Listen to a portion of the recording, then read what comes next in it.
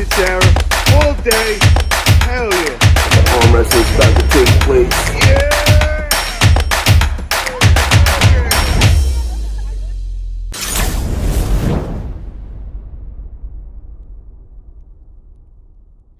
Good evening, YouTube world. I'm Paul Italia. How you doing?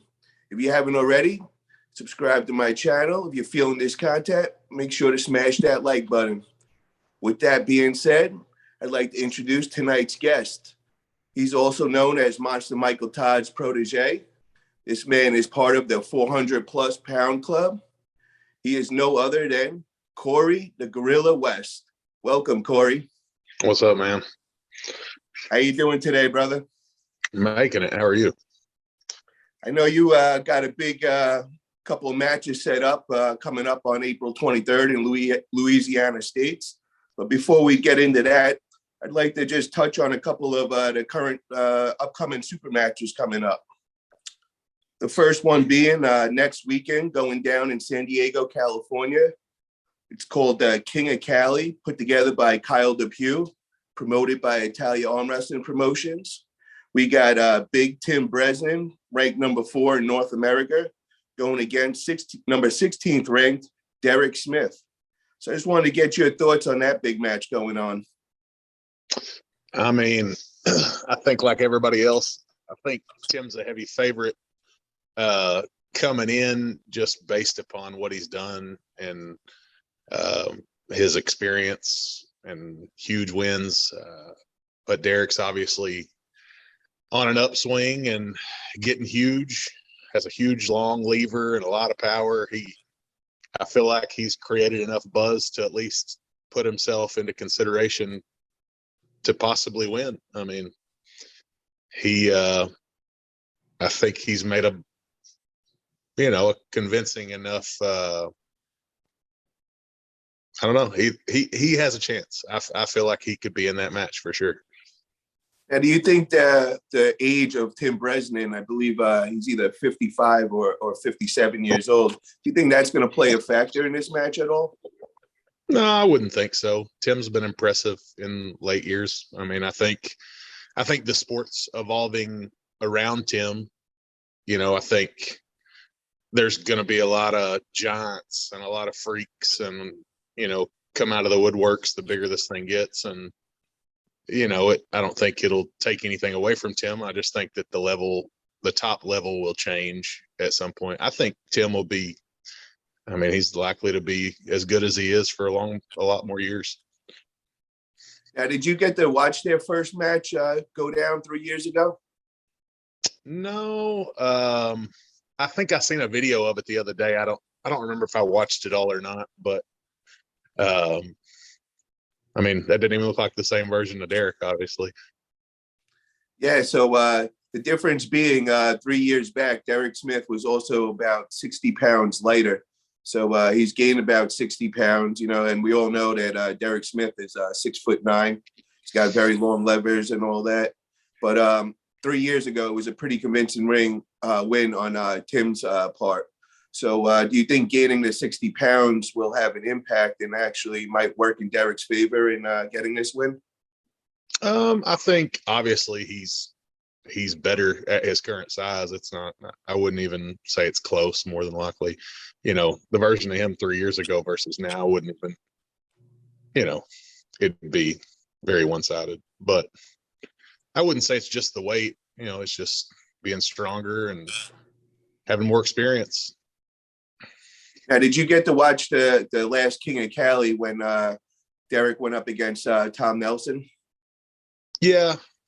I think like I was saying about Tim, though, I think, Tom was real popular in an era when it wasn't quite as big, maybe. And it just seems like, how it is, bigger, stronger, faster. The bigger this thing gets, the level is just going to continue to change.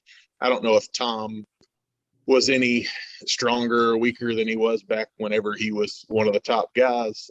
I think more so than anything, the level is just changing. I think you have to be at a certain level to even be in the top 10 right now. just the levels changed. Now, how do you feel about Derrick getting this match with him being number 16th in the Hook rankings, and Tim being number 4, and you being number 6? Do you feel like this maybe could have been your match instead? No, I don't care. I mean, I've got to pull Cody Merritt, who was, one of the top guys left-handed when I don't even know if I was ranked the first time I competed against him. So it is what it is. I mean, we don't all get you can't pull everybody you want to pull all the time. I mean, you just gotta catch them as they fall. Now, are you interested in calling out the winner of this match potentially? Oh yeah, I'd gladly pull either of them. I'll pull in. I mean, I know I've said it a dozen times, but I'll pull anybody. I don't care. Who would be a more interesting match for you, going against Derrick or going against him? I've pulled Derrick some. Obviously, it wasn't competition. I'd rather pull Tim just because I never pulled Tim. But, I mean, if Tim loses, I'd still pull Tim. I mean, I don't have a problem. If Derrick wins and he wants to pull, or if Derrick loses and he wants to pull, it doesn't matter to me. Now, I think the last time you guys pulled was when you guys were helping Monster Michael Todd prepare for his big match with Devin, right? You guys had all the Giants in for that day, you being one. I believe Wayne Withers was there, Derek Smith. How did that all go? And who was the other guy? Blake Perry.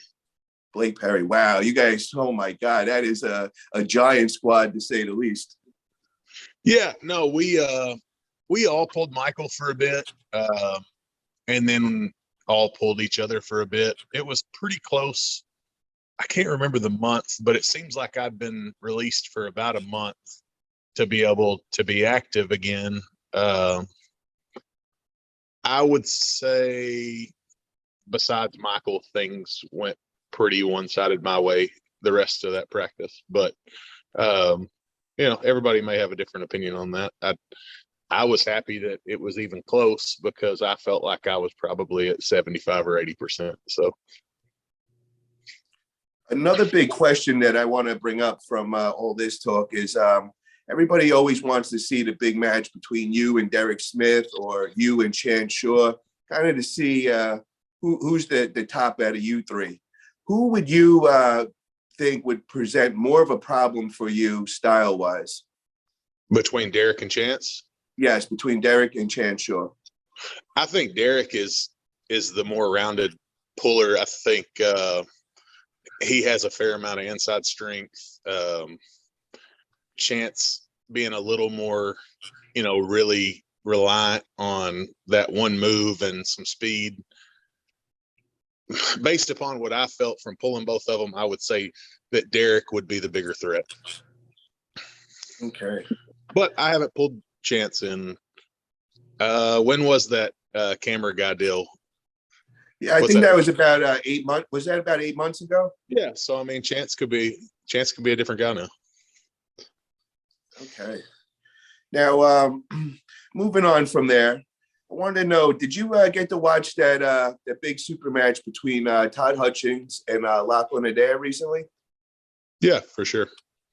And what was your thoughts on that whole match?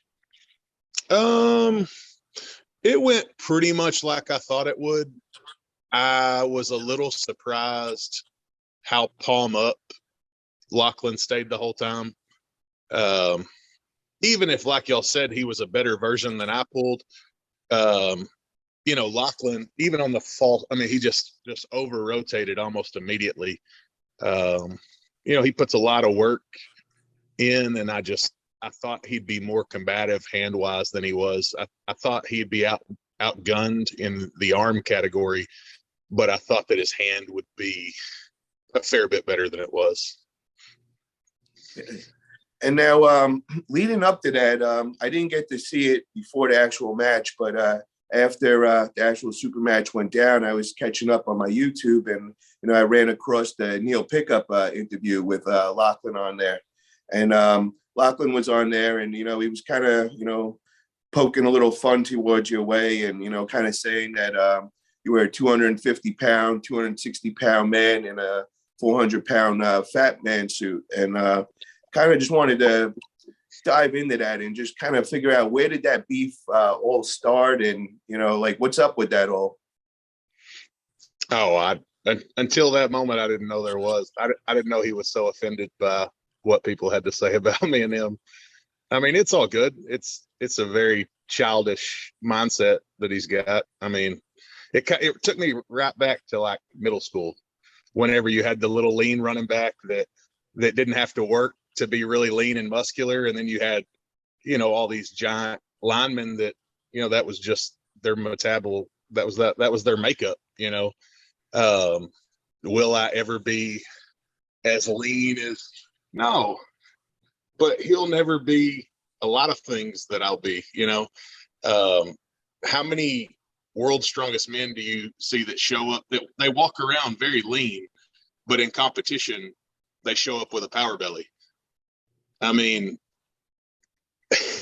say what you want about excess body fat, but there is a place for it in the strength world.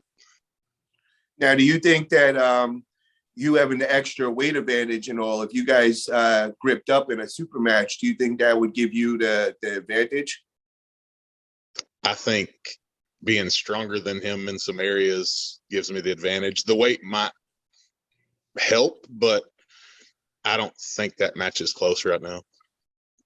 Now, both you guys having a powerlifting background and all, how is it? Do you guys know the difference in strength in the different lifts? Because I remember I had him on interview and he said that the only lift that you had that was greater than his was the bench press. Do you know if that's true or not?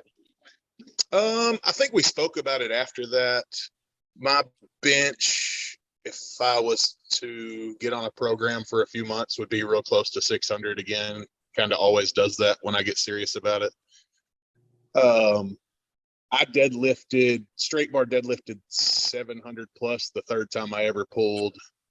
I've squatted 550 for 5, just walking into a gym, doing it.